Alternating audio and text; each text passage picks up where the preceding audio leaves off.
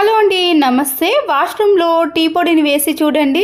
మన ఇంట్లో ఎన్ని బాత్రూమ్లు ఉన్నా సరేనండి, రుద్ది కడగాల్సిన పని కూడా లేదు.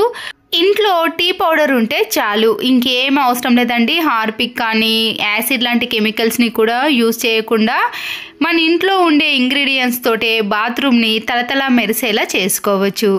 చూసారు కదండి, వాష్రూమ్ అంతా కూడా ఇలా తెల్లటి మరకలు పడి జిడ్డుగా తయారైంది. ప్రతిసారి క్లీన్ చేసుకున్నా కూడా ఈ మరకలు అనేవి అలాగే ఉంటున్నాయండి. పర్మనెంట్ సొల్యూషన్ రావాలి అంటే మన ఇంట్లో టీ పౌడర్ తోటే వాష్రూమ్ని నీట్గా క్లీన్ చేసుకోవచ్చు. ఇలా తెల్లటి మరకలను మనము స్క్రబ్బర్ని యూజ్ చేయకుండా మామూలుగా వాడే బ్రష్ తోటే క్లీన్ చేసుకోవచ్చు. ముందుగా స్టవ్ ఆన్ చేసేసి ఒక వెడల్పాటి గిన్నెలో ఇలా కొన్ని వాటర్ని వేసుకోవాలండి. దీంట్లో 1 టీ స్పూన్ వరకు నేను టీ పౌడర్ని వేస్తున్నానండి. మీ ఇంట్లో ఏ టీ పౌడర్ అయినా పర్వాలేదు, 1 టీ స్పూన్ మాత్రమే వేసుకోండి. దీంతో పాటు వాషింగ్ మిషన్లో వేసే లిక్విడ్ ఉంటుంది కదండి, ఏరియల్ కానీ సర్ఫ్ ఎక్సెల్ ఏదైనా సరేనండి. నేను ఇక్కడ ఏరియల్ లిక్విడ్ని కొద్దిగా వేసుకుంటున్నాను. ముఖ్యంగా దీంట్లోకి వైట్ వెనిగర్ని కూడా యాడ్ చేయాలి. వీటితో పాటు చివరగా బేకింగ్ సోడా ఉంటుంది కదండి, ఈటింగ్ సోడా, దాన్ని కూడా కొద్దిగా యాడ్ చేసుకోండి. ఇవన్నీ ఇలా వేసిన తర్వాత ఒక 5 to 6 మినిట్స్ పాటు బాగా వేడి చేయాలండి. నేను ఇక్కడ మీడియం ఫ్లేమ్లో పెట్టి వేడి చేస్తున్నాను. ఈటింగ్ సోడా వేయటం వలన హై ఫ్లేమ్లో పెట్టేసామనుకోండి, గిన్నెలో నుంచి పొంగుతూ కింద పడుతుంది. మళ్ళీ దాన్ని క్లీన్ చేసుకోవాల్సిన పని ఏర్పడుతుంది కదా. ఇలా లో ఫ్లేమ్లో కానీ మీడియం ఫ్లేమ్లో పెట్టుకొని ఇలా ఒక పొంగు వచ్చేంత వరకు వేడి చేయాలి. టీ పౌడర్ అనేది మరిగి ఒక కలర్లోకి వచ్చేంత వరకు ఇలా వేడి చేస్తే సరిపోతుంది. డైరెక్ట్గా కాకుండా టీ జాలితో ఈ వాటర్ని అంతా కూడా ఇలా బకెట్లోకి కానీ లేదా మీరు క్లీన్ చేసే దాంట్లోకి వేసుకోవాలి. ఇవన్నీ వేసి బాగా మరిగించాం కదండి, ఇది ఇలా కలర్లో ఉంటుంది. కొన్ని వాటర్ని మాత్రమే యాడ్ చేయాలండి. ఎక్కువగా వాటర్ని యాడ్ చేశారనుకోండి, వేడి అనేది తగ్గిపోతుంది కదా. కలర్ అనేది ఇలా పూర్తిగా డార్క్నెస్లోకి రావాలండి. అప్పుడే టీ పౌడర్ అనేది పూర్తిగా మరిగినది కాబట్టి మనం క్లీన్ చేసుకున్నప్పుడు కూడా మరకలు అనేవి చాలా ఈజీగా తొలగిపోతాయి. ఇప్పుడు ఈ వాటర్ని వాష్రూమ్లో మొత్తం కూడా ఇలా కొద్దిగా వాటర్ని వేయాలండి. టైల్స్ పైన కానీ ఫ్లోర్ పైన, వాష్రూమ్లో, కమాండ్లో మొత్తం వేసామనుకోండి, ఈ హాట్ వాటర్కి మరకలన్నీ తడిగా అయ్యి క్లీన్ చేసుకోవడం చాలా సులువు అవుతుందండి. మీకు టైం ఉంటే ఇలా వేసిన తర్వాత ఒక 5 to 10 మినిట్స్ పాటు అలాగే ఉంచేసినా పర్వాలేదండి. నేనైతే ఇక్కడ వేసిన వెంటనే క్లీన్ చేసుకుంటున్నాను. ఇవన్నీ కూడా మన ఇంట్లో ఉండే వాటితోటే ప్రిపేర్ చేశాం కాబట్టి గ్లౌజులు కానీ స్లిప్పర్లు కానీ ఏది అవసరం లేదండి. డైరెక్ట్గా క్లీన్ చేసుకుంటే సరిపోతుంది. ముందుగా ఈ వాటర్ని అంతా కూడా వాష్రూమ్లో ప్రతి మూలాల ఇలా చల్లుకోవాలండి. అప్పుడే టైల్స్ కానీ వాష్రూమ్లో ఉండే ట్యాప్స్ కానీ సింక్ కానీ ఏదైనా సరేనండి, ఇలా చల్లుకున్నాక క్లీన్ చేసుకుంటే మనకు పని అనేది ఈజీగా ఉంటుంది. నేను ఇక్కడ మామూలుగా ఇలాంటి బ్రష్తో క్లీన్ చేసుకుంటున్నానండి. మీరు కావాలంటే కొబ్బరి చీపురు కట్టను కానీ బ్రష్ని కానీ మీకు ఏది అవైలబుల్గా ఉంటే దాంతోటే బాత్రూమ్ని ఇలా రుద్దేసేయండి. వాష్రూమ్ టైల్స్ పైన ఎలాంటి తెల్లటి మరకలైనా సరేనండి నీట్గా అవుతాయి. పదే రుద్దాల్సిన పని లేదండి. ఇలా మామూలుగా సునాయాసంగా రుద్దినా సరే మరకలు అనేవి ఇట్టే తొలగిపోతాయి. ఇలా రుద్దుతున్నప్పుడే టైల్స్ అనేవి మంచి కలర్లోకి, కొత్త దానిలా షైనింగ్లోకి వస్తాయండి. టీ పౌడర్ వేసి మీరు ఎలాంటి వాటినైనా క్లీన్ చేసుకొని చూడండి, నీట్గా ఉంటాయి.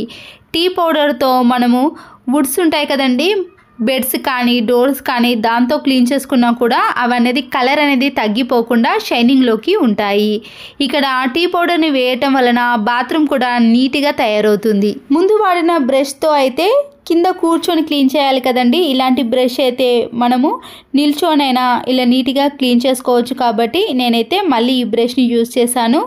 ఎలాంటి బ్రష్ని యూజ్ చేసినా తేడా ఏది ఉండదండి.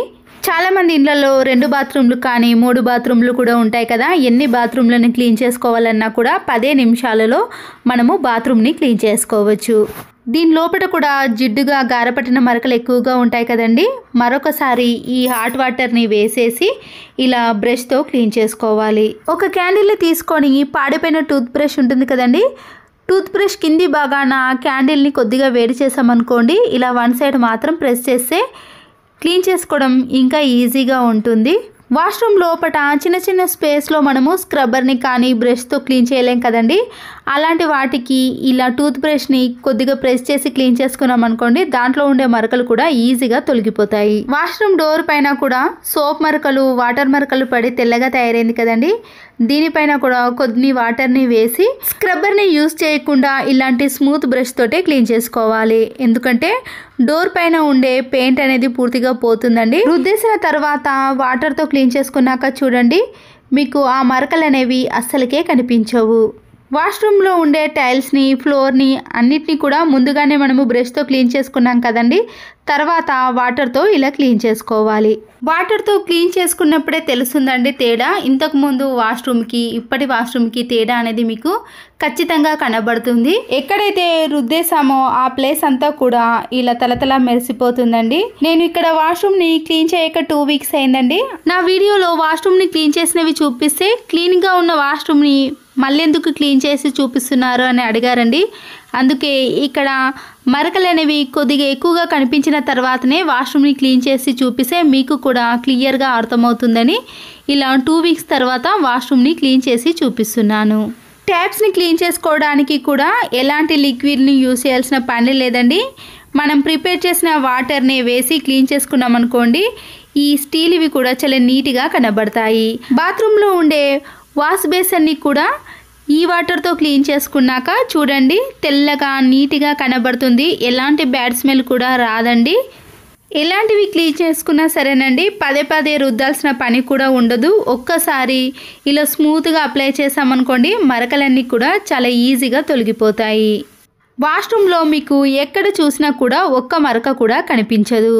గార పట్టిన మరకలు ఎన్ని ఉన్నా సరేనండి, హాట్ వాటర్తో ఒక 5 to 10 minutes పాటు అలాగే ఉంచేసి క్లీన్ చేశారనుకోండి, బాత్రూమ్ అనేది ఇంకా నీట్గా తయారవుతుంది. క్లీన్ చేసుకున్నాక మీకు ఇంతకు ముందు బాత్రూమ్కి ఇప్పటి బాత్రూమ్కి తేడా అయితే ఖచ్చితంగా తెలుస్తుందండి.